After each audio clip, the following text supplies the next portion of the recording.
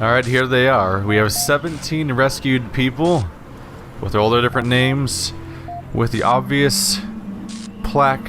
There's an obvious spot here that's missing where an 18th person should be, and we still need to save admin.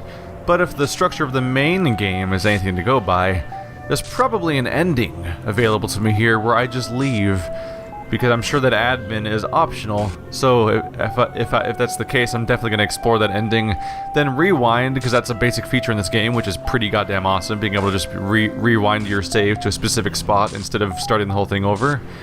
But I think this might be how we get to the next ending. I wouldn't be surprised. Yep, there it is. Transcend. I'll read the last thread first, because that's the one thing we haven't done yet. Incredible Stories number 5. Featuring new work by Belial, Mac, Galatia, and Mr. Mulciber. Edited by Lilith and Mac. Hey, look at that, everyone's collaborating together. And the text has a weird twinge of off-color of blue and red, because everything's distorted in this area. Fiction, Alexandra's Choice by Galatia. The One Spiritual Law of Happiness by Belial, and The Blacksmith's Lost Work by Mac. Why would it be the Mac's work? Anyway, let's get started.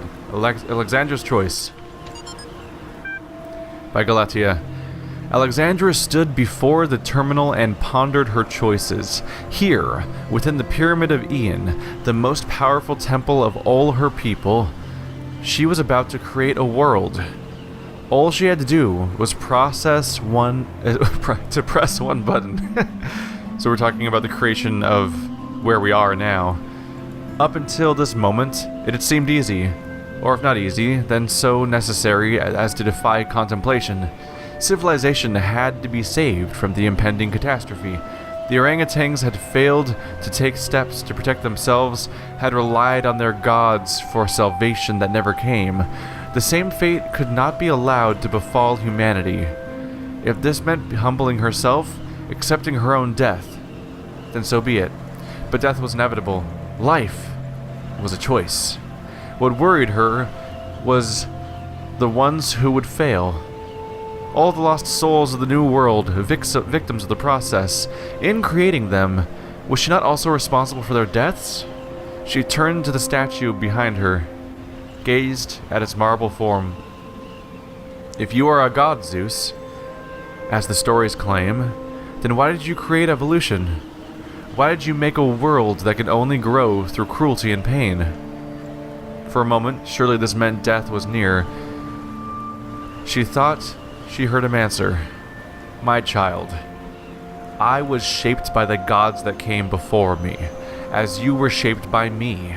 The choice I had was between creation and oblivion, life and death, and I chose life because my life is better than no life, because as long as there is life, there is hope. If not for us, then for some generation to come. Then how are you a god if you can offer so little? She whispered, feeling death creep closer. I am a god because I take upon myself the burden of creation, the statue replied. Then we are all gods, Alexandra said, and pushed the button. As the new world came into being, death overwhelmed Alexandra Drennan. Her mind fled, and her body slowly turned to stone, until she stood before the terminal as Zeus stood on his pedestal. There were no more choices now, only the hope that creation mattered. The One Spiritual Law of Happiness by Belial. Once upon a time there was a small lake, and on that lake was an island, and on the island was a prison. In the prison lived a male human called Muskie Rack. Muskie was very sad, because there wasn't enough space in the prison for him to experience happiness. I must discover the one spiritual law of happiness, he said to the other prisoners, a female human called Zeni, and a neutral human called Krumper. But they didn't care. He couldn't understand how they could be so calm. One day, Muskie managed to break out of his cell by biting through the bars. Now he was no longer in prison, But for a while he was happy, but then he realized he was stuck on the little island, and he became unhappy again. So he gathered his strength and swam across the water. It's just going to be a story about ever-increasing prison sizes, isn't it?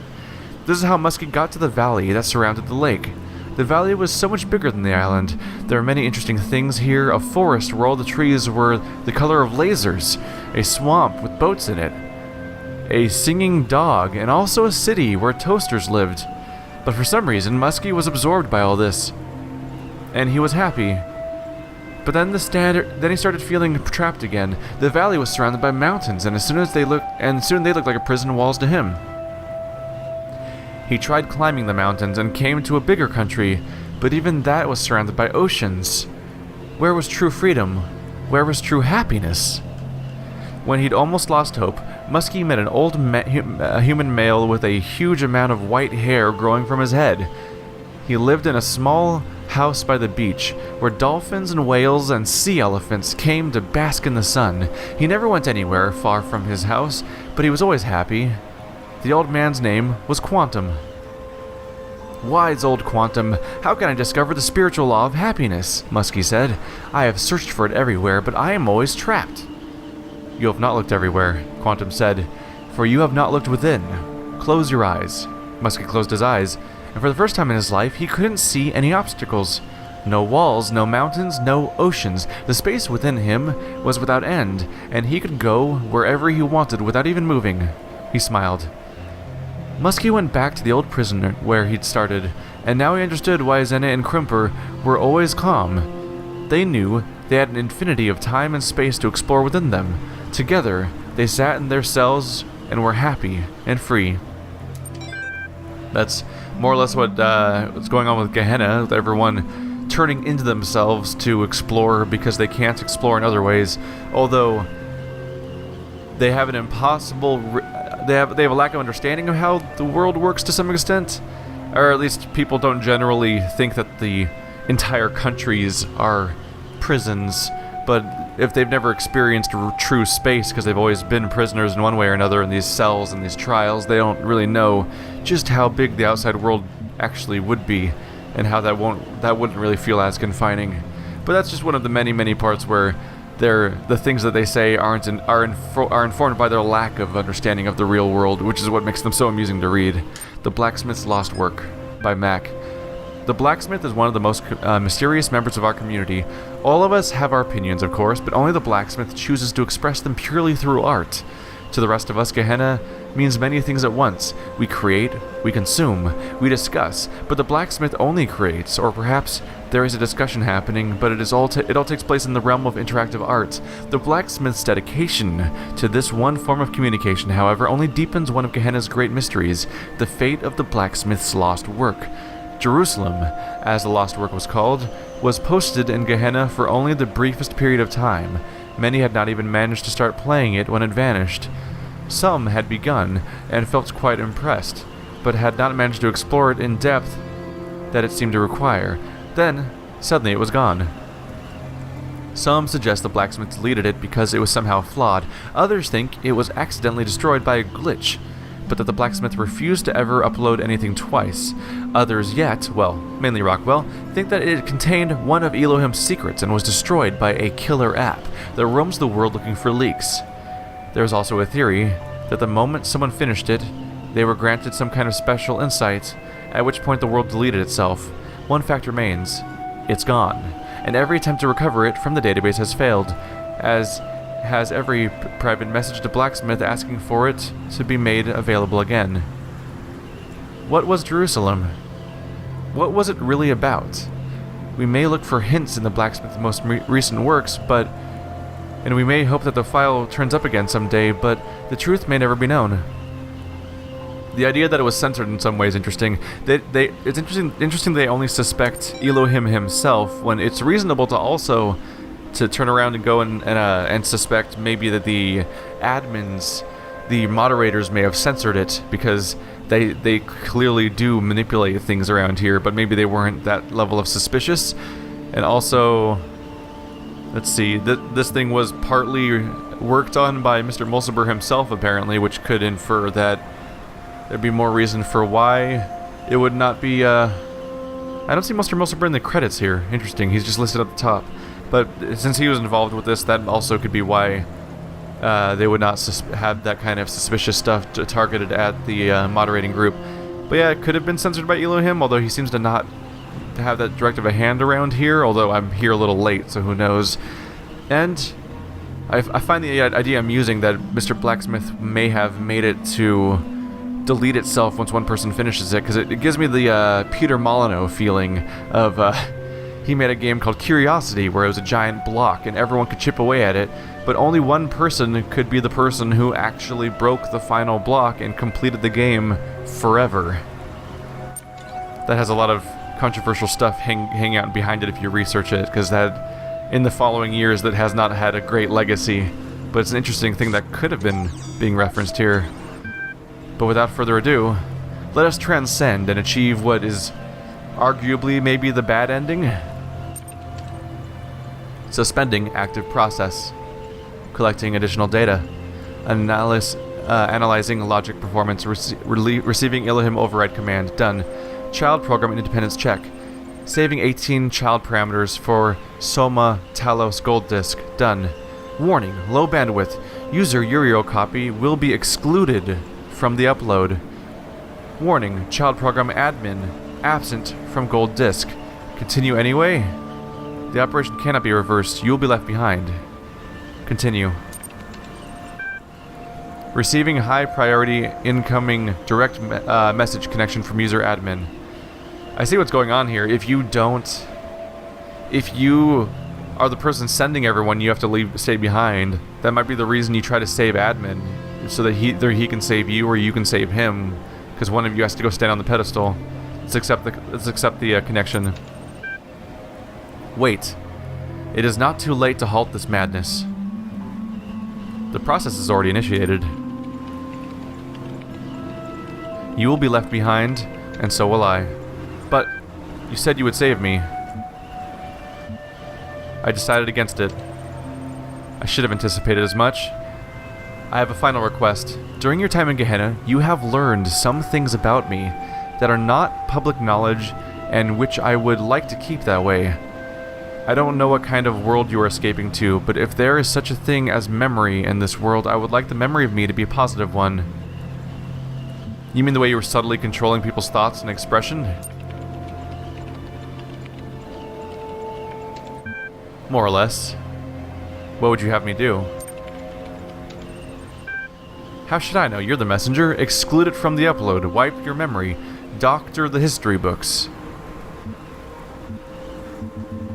I promise nothing. I expected nothing less. Continue process. This is not my canon ending, let's say. This is not what I would do normally, but I'm just going to show it because it's along the way. I don't know what my real ending is going to be. I don't know if obviously one of us has to stay behind, but I don't know if I will save admin or have him save me. Although, I had that messenger save me in that story we did last episode. Alright, so finding viable EL systems to perform upload done. Requesting mainframe module activation. Activation successful. Confirm uploaded parameters. I can delete references to the manipulation or just send them out there. No, they should know what was going on. It's up to them to decide what to do with that. Confirm current parameters.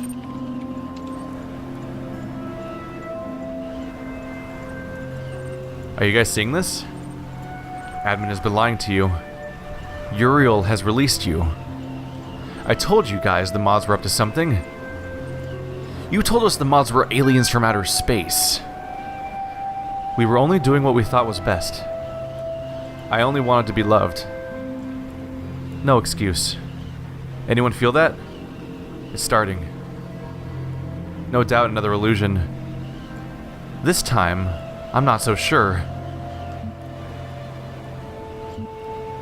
Good luck, everyone.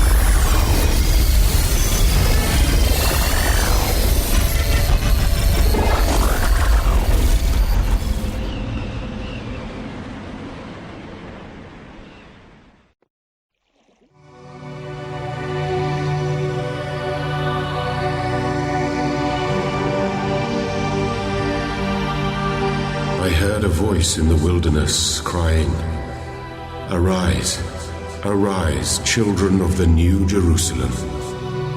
Your centuries of struggle are ended. The war is won. Peace is come at last." And all the living came forth and rejoiced at the beauty of the city that was built in a green and pleasant land called Paradise.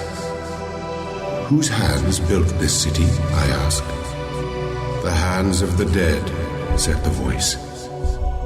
"And where are they that we may thank them for their gift?" Now the voice was silent, and I knew. Though their deeds endure, the dead are gone.